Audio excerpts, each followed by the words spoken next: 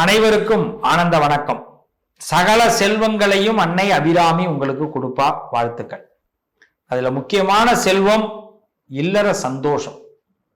நம்ம எல்லாரோட வாழ்க்கையிலுமே இல்லற சந்தோஷம்ங்கிறது இன்னைக்கு நிறைய இடத்துல கேள்விக்குறியா போயிடுச்சு. இல்லை அறம் அப்படின்னு போயிட்டு இல்லறத்துல இல்லை அறம். விவாகம் ரத்து ஆகுது. விவாகம்லாம் என்ன ஆகுது? ரத்தாகுது. விவாகம் நடக்குமா அப்படிங்கிறத விட விவாகம் ரத்தாகுது. இப்ப இந்த விவாகம் ஏன் ரத்தாகுது அதை முதல்ல தெரிஞ்சுக்கணும். ரெண்டு காரணம். முதல் காரணம், விவாகம் ரத்தாகிறதுக்கு நமக்கு சரியா ஒரு பிரச்சனை வரும்போது கணவன் மனைவிக்கு இடையே ஒரு மீடியேட்டர் சரியா இல்லை. ஒண்ணு, முதல்ல மீடியேட்டரே இருக்கக்கூடாது கணவன் மனைவிக்கு இடையில. அதை பத்தி நான் பேசுறேன். இப்போ உங்களுக்கு விளக்கி சொல்லிட்டு தான் பரிகாரத்துக்குள்ள வரப்போறோம். ஜாதகத்தை தான் ஃபர்ஸ்ட் கிளியர் பண்ணணும். ஒரு கணவன் மனைவிக்குள்ள விவாகரத்து நடப்பதற்கு முதல் காரணம் அவங்களுடைய மனம் சம்பந்தப்பட்ட விஷயம். கணவனும் மனைவியும் ஒரு கல்யாண வாழ்க்கைக்குள்ள வராங்கன்னா இந்த உலகத்துல கணவனுக்கு மனைவியை தாண்டிய ரகசியம் எதுவுமே கிடையாது. மனைவிக்கு கணவனை தாண்டிய ரகசியம் எதுவுமே கிடையாது.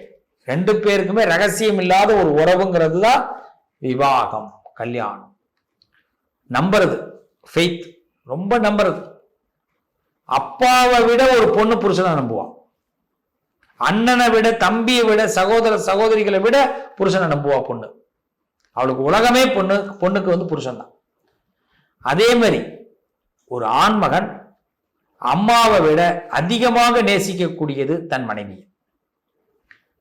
நேசிப்பு, பாசம், அன்பு காட்டுறது. இப்படிப்பட்ட உறவு எந்த இடத்துல அங்க மிஸ்டேக் ஆகுது? எப்படி விவாகரத்து நடக்குது? நம்ம வெறும் ஜோதிடமா பார்க்க கூடாது. சும்மா எதை எடுத்தாலும் இந்த கிரகம் சரியில்லை அதனால பிரிஞ்சுட்டாங்கன்னு சொன்னா அது ஆபத்து. இது அபத்தம். நான் ஒத்துக்கவே மாட்டேன். ஏன்னா எப்ப பார்த்தாலும் கிரகம் சரியில்லாமலாம் இருக்காது. கிரகம்லாம் அப்பப்ப நல்லா வரும், அப்பப்பதான் கெட்டு போகும். கெட்டு போற நேரத்தில் நாம தான் சரியா இருந்துக்கணும். சந்திராஷ்டமும் சொல்றோம், அன்னைக்கு மட்டும் கொஞ்சம் கவனமா இருந்துரும். அதே மாதிரிதான் தசாபுத்தி சரியில்லாத போது வாயு புத்தின்னு இருக்க வேண்டியதான். ஆட்டோமேட்டிக்கா மாறப்போகுது. கிரகத்தையே காரணமா விவாகரத்துக்கு விவாகரத்தா இருக்கட்டும், கல்யாணமா இருக்கட்டும், எல்லாத்துக்கும் கிரகத்தையே காரணம் சொல்ல முடியாது. அதே கிரகம் நல்லதை பண்ணும்போது ஏன் நல்லது பண்றதுன்னு கேட்கிறோமா? கேட்கறது இல்லை. இந்த கிரகம் சரியா இல்லாத போது நாம சிவனே இருக்கிறது இல்லை. அப்ப கல்யாண வாழ்க்கையில இவ்வளவு நல்லா போற ஒரு அண்டர்ஸ்டாண்டிங்கா போறாங்க. இவங்க லைஃப் எங்க பிரியுதுன்னா, முதல் விஷயம், கணவன் மனைவிக்கு தெரியாம ஒரு ரகசியத்தை கீப் இட் பண்ணும் போது அங்க ஒரு பிரச்சனை உருவாகும். மனைவி கணவனுக்கு தெரியாம ஒரு ரகசியம், இந்த செல்போன்ல பாஸ்வேர்டே இருக்கக்கூடாது முதல்ல. அப்பதான் கல்யாண வாழ்க்கை சிறப்பா இருக்கும். அப்படி பாஸ்வேர்டு இருந்ததுன்னா அதை அக்செப்ட் பண்ற மனைவியா இருக்கணும், அக்செப்ட் பண்ற கணவனா இருக்கணும். ரொம்ப கஷ்டம் இல்லை இல்லையா? இன்னைக்கெல்லாம் சின்ன குழந்தையே பாஸ்வேர்டு போட்டு வச்சிருக்கு. குழந்தை கையிலேயே செல்லு இருக்கு.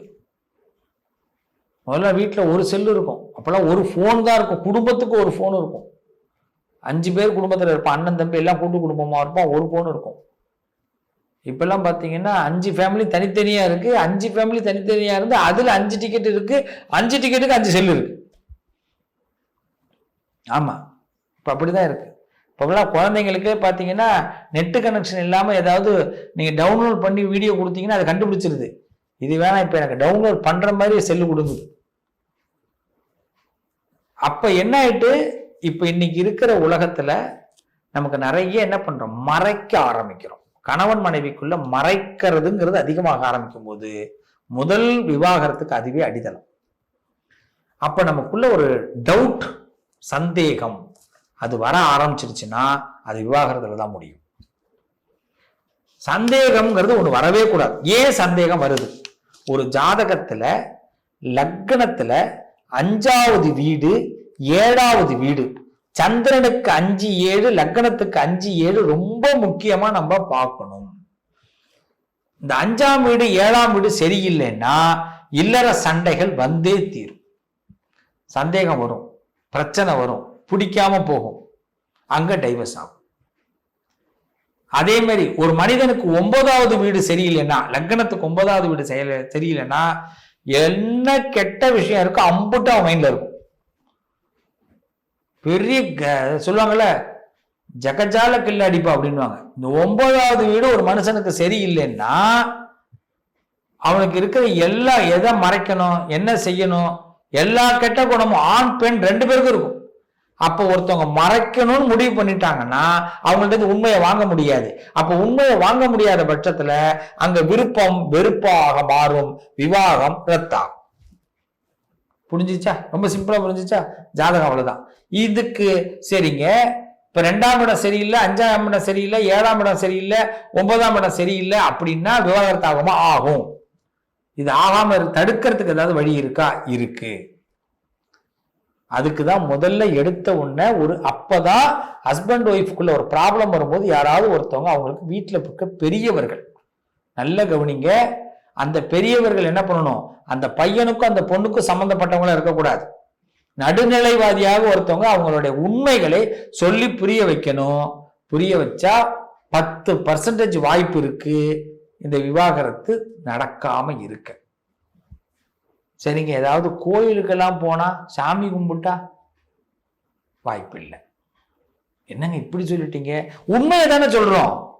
நான் மட்டும் உங்களை கோயிலுக்கெல்லாம் போங்கன்னு சொல்லிட்டு அந்த சுவாமியை நான் ஏமாத்துற மாதிரி ஆயிடும். நீங்க சுவாமியை நம்பி போவீங்க, நீங்க விவாகரத்தை பண்ணிடுவீங்க. அப்ப என்ன சொல்லுவீங்க? இந்த கடவுளை நம்பி போனங்க, இந்த கடவுள் எனக்கு நல்லதே செய்யலைங்க, என் குடும்பத்தை பிரிச்சுட்டாருங்கன்னு பழிய தூக்கி அப்படியே கடவுள் மேல போட்டுருவீங்க.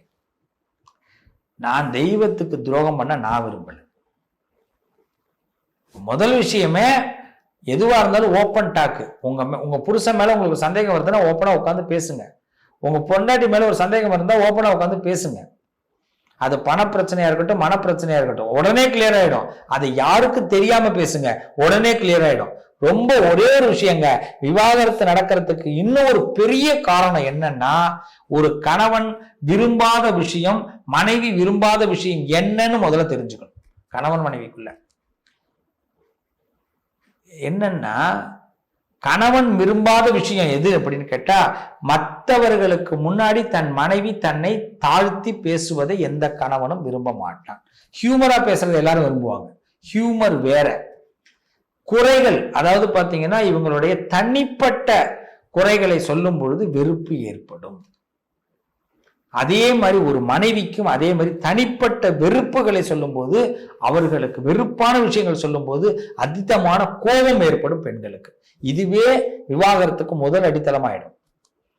அதனால பப்ளிக்ல வந்துட்டோம்னா, ஹஸ்பண்ட் ஒய்ஃப் பப்ளிக்ல வந்துட்டா, பொண்டாட்டி நல்லாவே சமைக்கலைனாலும் சூப்பரா சமைக்கிறான்னு சொல்லணும். புருஷன் நமக்கு சாதகமா இல்லைனாலும் அவரை மாதிரி என்ன பார்த்துக்கிறதுக்கு ஆள் இல்லைன்னு சொல்லணும். சொல்ல சொல்ல இவங்க 2 பேருமே என்ன பண்ணுவாங்கன்னா, மாறி இருந்தவங்க இப்படி மாறிடுவாங்க. நல்லா பார்த்துக்க ஆரம்பிச்சிருவார் வீட்டுக்காரு, நல்லா சமைக்க ஆரம்பிச்சிருவாங்க, லைஃப் நல்ல அண்டர்ஸ்டாண்டிங் ஆயிடும், எங்கேயுமே குறை இருக்காது. ஆனா நாமளே என்ன பண்ணுவோம், நம்ம லைஃப்ல ஒரு பிரச்சனைய சிறுக சிறுக சிறுக அதை உருவாக்கி அதை பெருசாக்கி பூதாகரமாக்கி பிரிஞ்சிடும். புரியுதுங்களா? இது மேக்சிமம் இப்ப நடக்கிற விவாகரத்து எல்லாமே மனப்புரிதல் இல்லாததுனாலதான். இதுல ஜாதகம் எந்த இடத்துல எல்லாம் வேலை செய்யுதுன்னா, அவங்களுக்கு ஜோதிட ரீதியாக 5வது இடம் 7வது இடம் சரியில்லைன்னா விவாகரத்து நடக்கும். 2வது இடம் சரியில்லைன்னா ஒரு குடும்பத்தை அவங்களால அசம்பிள் சரியா பண்ண முடியாது, குடும்பத்தை வழி நடத்த முடியாது. 9வது இடம் சரியில்லைன்னா பக்கா கில்லாடியா இருப்பாங்க, ஆணும் பெண்ணும் சரி.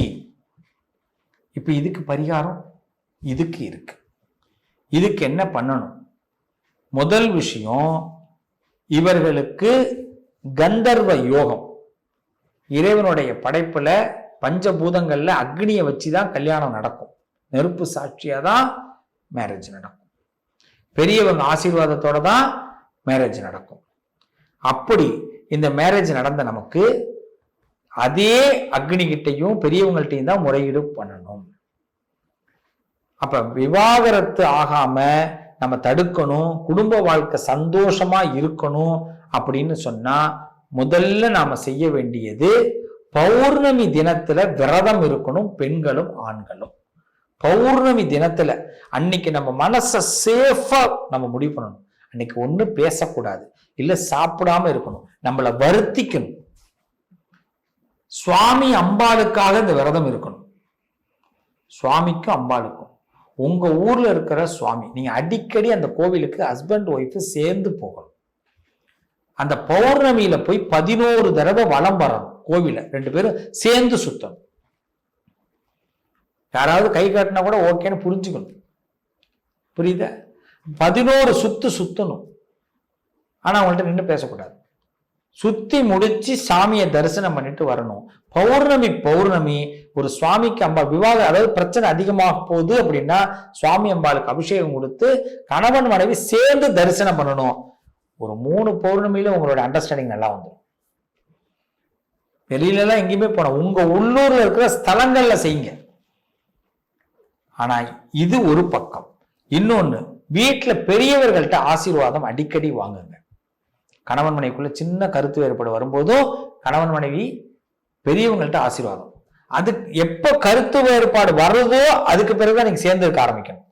விட்டுடக்கூடாது, இப்ப நம்ம சேர்ந்து இருக்கணுங்கிற மைண்ட கான்செப்டை நீங்க ஏத்திக்கணும். புரியுதா நான் சொல்றது? கருத்து வேறுபாடு வரும்போது பிரிய ஆரம்பிச்சிட்டோம்னா சேர முடியாது. பெரியவங்கள்ட்ட ஆசீர்வாதம், அப்ப பிளெஸ்ஸிங் பிளஸ் இறை வழிபாடு, இது 2ம் தான் உங்களை மாற்றும். 2ஆம் இடத்துல எந்த கிரகம் இருக்குன்னு ஒரு தடவை செக் பண்ணிக்கணும். 5ஆம் இடம் 7ஆம் இடத்தை செக் பண்ணிக்கணும். 9ஆம் இடத்தை செக் பண்ணா ஒருத்தவங்க கேரக்டர் தெரிஞ்சிடும். அந்த கேரக்டருக்கு தகுந்த மாதிரி நம்ம மனசை மாத்திக்கலாம். என் வீட்டுக்கார கேரக்டர் இதுதாங்க, என் வீட்டம்மாவோட கேரக்டர் இதுதான் தெரிஞ்சு போச்சுன்னா அப்புறம் எதுக்கு நீங்க முயற்சி பண்ணிக்கிட்டு இருக்கீங்க? வேண்டாம்.